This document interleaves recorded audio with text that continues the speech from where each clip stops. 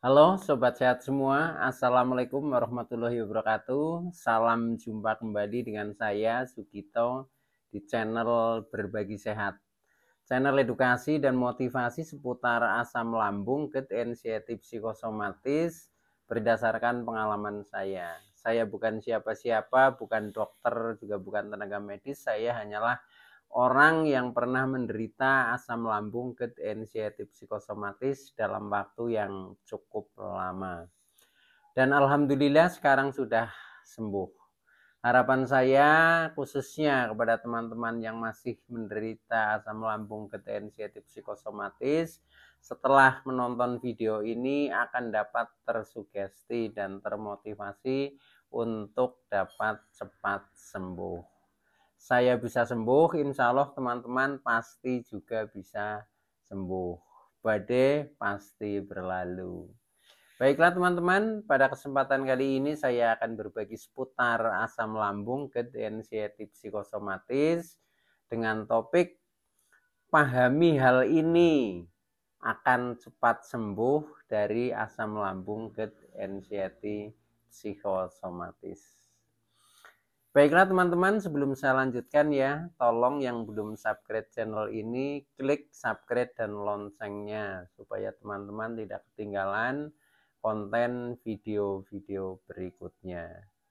Dan jika suka, klik like, selalu bagikan ke sosial media teman-teman. Semoga bermanfaat buat kita semua. Baiklah, kita lanjutkan. Jadi topik kita kali ini adalah pahami hal ini akan cepat sembuh dari asam lambung, GERD, anxiety psikosomatis. Teman-teman semua, penderitaan asam lambung, GERD, anxiety psikosomatis ini adalah penderitaan yang disebabkan oleh multifaktor ya, dan rasanya juga nano-nano ya, jadi sangat kompleks karena penderitaan kita selain menderita secara fisik juga secara psikis juga terganggu. Nah, oleh karena itu supaya kita bisa cepat sembuh ya, maka pahami hal-hal ini, nah kemudian nanti dipraktekkan, nah itu insya Allah akan menjadi cepat sembuh atau keluar dari penderitaan asam lambung, GERD, anxiety psikosomatis. Nah, hal-hal yang harus kita pahami itu apa saja? Nah, ini sudah saya saya beri hal-hal penting lah ya yang berdasarkan pengalaman saya dulu saya lakukan. Nah, akhirnya dari situ berangsur-angsur menjadi cepat sembuh. Nah, hal yang harus kita pahami teman-teman, jadi yang pertama ini adalah apa itu asam lambung ya. Jadi asam lambung adalah cairan di dalam lambung ya yang diproduk secara otomatis oleh lambung kita yang dibutuhkan oleh tubuh kita, yaitu untuk mengurai makanan di dalam proses metabolisme pencernaan kita. Sehingga zat asam lambung ini dibutuhkan oleh tubuh kita. Maka sebenarnya asam lambung bukan penyakit ya, karena memang dibutuhkan oleh tubuh kita itu. Nah, maka dari itu ketika kita mendengar asam lambung, nah kita tidak usah takut karena memang itu semua orang juga punya, dan itu memang juga zat yang dibutuhkan oleh pencernaan kita, yaitu khususnya di lambung untuk mengurai makanan yang kita makan seperti itu. Nah, itulah ya yang dimaksud dengan asam lambung. Dengan kita mengerti biasanya akan mengurangi sedikit kecemasan ya itu. Jadi asam lambung itu bukan nama penyakit ya, tapi nama zat yang terkandung di dalam lambung kita yang selalu dibutuhkan oleh tubuh kita. Oke teman-teman ya, itu yang pertama. Kemudian yang kedua, hal yang perlu kita pahami ya adalah mengapa asam lambung jadi masalah. Nah, ini mulai penting ini ya. Jadi mengapa asam lambung menjadi masalah. Nah, Asam lambung itu akan menjadi masalah di dalam tubuh kita itu ketika ada kenaikan kenaikan mungkin secara volume juga lebih banyak produknya atau mungkin secara pH keasaman juga lebih tinggi. Nah, ini akhirnya mengganggu di dalam tubuh kita. Jadi ketika asam lambung itu posisinya normal, itu sebenarnya tidak jadi masalah itu. Nah, tapi kepada teman-teman yang khususnya menderita asam lambung ini karena asam lambungnya tidak normal, yaitu asam lambungnya over lah atau berlebih baik berlebih secara kapasitas volume maupun secara pH-nya sehingga mengganggu di dalam di dalam tubuh kita lah Tuh. Nah, asam lambung yang mengganggu itu yang bagaimana itu? Nah, itu ketika naik Jadi naik itu dalam arti jumlahnya secara volume juga naik menjadi lebih tinggi maupun ada pergeseran Pergeseran contohnya asam lambung yang tempatnya di lambung. Nah, ini naik sampai ke kerongkongan. Nah, ini yang disebut dengan GERD, teman-teman Jadi GERD naik. Apa itu GERD? Adalah gastroesophageal reflux disease Ini artinya ada arus balik dari lambung balik ke kerongkongan atau naik ke kerongkongan. Nah, ini yang biasanya menimbulkan 1001 rasa sensasi ini ketika sudah sampai GERD itu Nah, itu sudah saya share di dalam konten video-video yang lalu bagi teman-teman yang belum memahami apa itu GERD. Nah, itu silahkan tonton saja video-video yang lalu. Oke Nah, kemudian yang menjadi masalah lagi ini hal yang ketiga yang harus kita pahami, penyebab asam lambung naik Tadi kan asam lambung menjadi masalah karena naik baik naik secara kapasitas volume maupun secara pH maupun dari segi tempat, dari lambung naik ke kerongkongan misalkan itu. Nah, itu kita sebut dengan asam lambung naik. Nah, penyebabnya apa supaya kita bisa memahami dan akhirnya nanti asam lambung kita tidak selalu naik.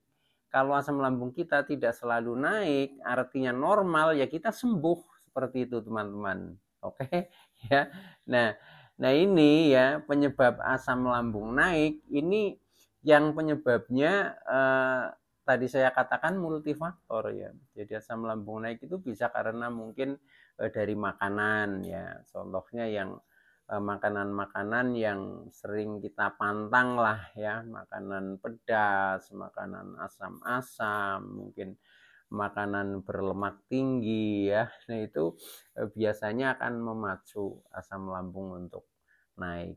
Nah, maka dari itu ini termasuk bagian yang harus kita kendalikan atau kita kurangi.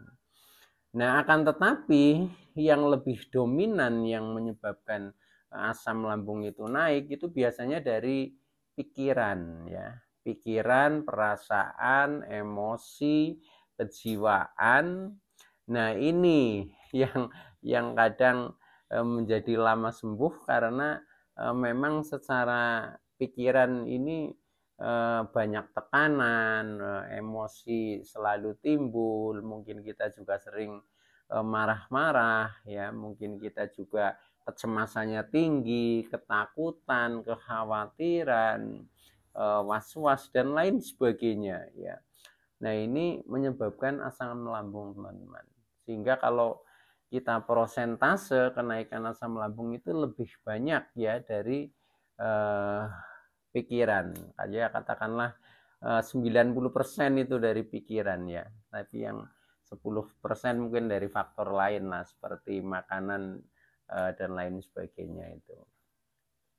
Nah, oleh karena itu bagaimana cara mengurangi hal itu ketika teman-teman ingin cepat sembuh. Nah, maka dari itu ini hal yang keempat yang harus kita pahami adalah cara menjaga agar asam lambung selalu normal atau tidak terjadi kenaikan ini ya. Jadi simple saja untuk session kali ini supaya teman-teman bisa cepat sembuh ya. Ini pengalaman yang saya praktekkan juga seperti itu. Ini cara menjaga agar asam lambung kita selalu normal ya atau tidak terjadi kenaikan, karena kalau asam lambung ini sudah normal, tidak terjadi kenaikan, sensasi tidak akan muncul, kita sembuh teman-teman, seperti itu ya. Mengapa kadang kita lama nggak sembuh-sembuh? Karena memang asam lambung masih selalu naik. Yang pertama, yang kedua karena pikiran kita juga masih terganggu, itu seperti itu.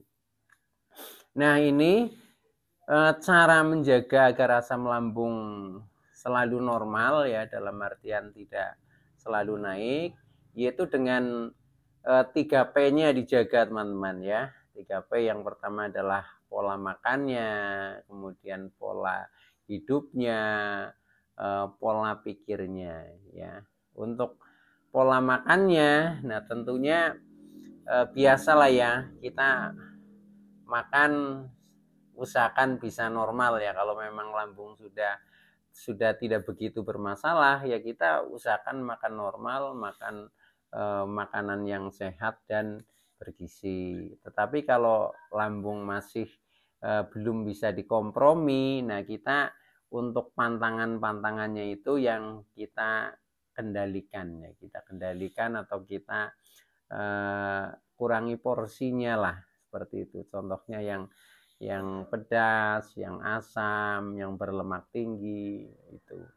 Kalau makanan-makanan yang pedas itu untuk dihindari itu mudah teman-teman. Seperti saya sampai dengan sekarang ini juga kalau makan nggak suka pedas karena sudah terlatih pada waktu itu mulai kena asam lambung. Sekarang menyentuh sambal sedikit aja itu sudah terasa pedas itu. Nah, termasuk juga minuman seperti kopi ya, seperti kopi itu juga dikurangi lah. Kalau yang biasa ngopi ya, kalau enggak ya berarti nggak apa-apa. Itu termasuk minuman apa, teh itu juga jangan terlalu kental ya. Buat teh yang agak bening ya, sedikit hanya untuk rasa-rasa saja, itu nggak apa-apa. Nah, itu juga sudah saya share tentang pola makan penderita asam lambung di video-video yang lalu ya. Kalau yang ingin memahami lebih detail bisa ditonton lagi video saya ya, yang sudah saya share di video yang lalu. Itu tentang pola makannya kita jaga. Kemudian pola hidupnya ya, intinya kita beraktivitas jangan kecapean. Jadi kita ukur dengan kemampuan fisik kita, karena untuk orang yang sedang menderita ini biasanya kemampuan secara tenaga ya ini biasanya sangat berkurang, sehingga jangan kita paksakan supaya tidak menambah penderitaan kita itu. Jadi ini jangan kecapean dan istirahat cukup ya. Istirahat cukup dalam hal ini adalah tidur ya. Tidur ya sekitar 7 sampai 8 lah atau 9 jam itu. Oke teman-teman, nah kemudian yang terakhir yang harus kita jaga ini adalah pola pikir. Nah ini yang lebih sulit teman-teman ya, karena yang namanya pikiran ini selalu aktif selagi kita belum tidur. Nah kadang kita mau tidur aja pikiran masih bisa mikir, masih bisa membayangkan hal-hal yang seharusnya mungkin tidak kita pikir tapi menjadi kita pikir itu. Nah, oleh karena itu juga otak atau pikiran ini perlu diistirahatkan. Nah, diistirahatkannya bagaimana? Yaitu dengan cara tidur yang cukup gitu. Nah, kemudian untuk istilahnya mengendalikan pola pikir ya, intinya memang kita jangan terlalu cemas ya. Kalau cemas boleh lah, tapi jangan berlebihan ya. Jangan terlalu cemas, jangan terlalu takut. Jangan terlalu khawatir, jangan terlalu was-was. Pokoknya biasa-biasa saja, jangan terlalu ketakutan seperti itu. Termasuk pikiran ini juga usahakan menganalisanya hal-hal yang positif gitu. Jadi secara mudah ini berpikirlah yang menyenangkan seperti itu. Berpikirlah yang menyenangkan, hal-hal yang kira-kira menjadi beban, yang tidak menyenangkan kita lupakan dulu seperti itu. Nah, kemudian kalau secara emosi ya eh, jaga emosi ya. Kita jangan sering emosi. Walaupun orang yang sedang menderita asam lambung ketensiatif psikosomatis ini memang bawaannya ini mudah emosi seperti itu. Malam saya juga seperti itu dulu gitu. Nah, maka dari itu dikendalikan ya, kurangi. Kalau bisa jangan emosi. Termasuk jangan suka marah-marah ya. Jangankan marah-marah ya, ngomong dengan intensitas tinggi ya, dengan nada yang tinggi itu saja membuat berdebar-debar dan akhirnya nanti bisa menaikkan asam lambung juga. Begitu teman-teman. Jadi intinya adalah mengendalikan diri di dalam kita mengelola mindset manajemen emosi kita begitu. Nah, ini yang kadang sulit karena kadang orang itu kan punya karakter masing-masing lah ya. Ada yang karakternya memang biasa emosian, biasa idealis, biasa ingin tampil perfect dan sebagainya. Nah, ini setelah kita mengalami hal-hal seperti ini ya, penderitaan asam lambung ketensiatif psikosis, memang ini harus dirubah teman-teman. Ini yang kadang sulit seperti itu. Maka dari itu ya kita memang harus betul-betul memperbaiki diri. Oke teman-teman ya, itu. Nah kemudian yang terakhir ya, tadi adalah cara menjaga supaya asam lambung normal ya melalui 3P. Nah kemudian yang terakhir ini untuk menguatkan secara psikis ya tentang pikiran, kejiwaan, perasaan kita, tentang kecemasan supaya lebih tenang. Nah itu kita selalu banyak mendekatkan diri kepada Allah Subhanahu wa taala ya dengan cara banyak beribadah, banyak berdoa ya, meningkatkan rasa syukur kita dalam bentuk apapun. Kemudian kita juga mencoba bersabar di dalam ikhtiar mencari kesembuhan. Kemudian juga kita sadar dengan kekurangan-kekurangan kita untuk kita perbaiki, entah itu kurang baik dalam pola makan, kurang baik dalam pola hidup, kurang baik dalam pola pikir, kurang baik dalam kita bersikap atau bertingkah laku. Nah ini semuanya harus kita perbaiki. Dan yang terakhir kita memang harus ikhlas dengan penderitaan ini dan kita pasrah kepada Allah Subhanahu wa taala supaya cepat diberi kesembuhan. Oke, itu dulu teman-teman yang bisa saya sampaikan ya. Terima kasih atas like, subscribe, serta komennya. Pada teman-teman yang masih dalam penderitaan asam lambung ketensiatif psikosomatis, semoga cepat sembuh. Saya bisa sembuh, insya Allah teman-teman pasti juga bisa sembuh. Badai pasti berlalu.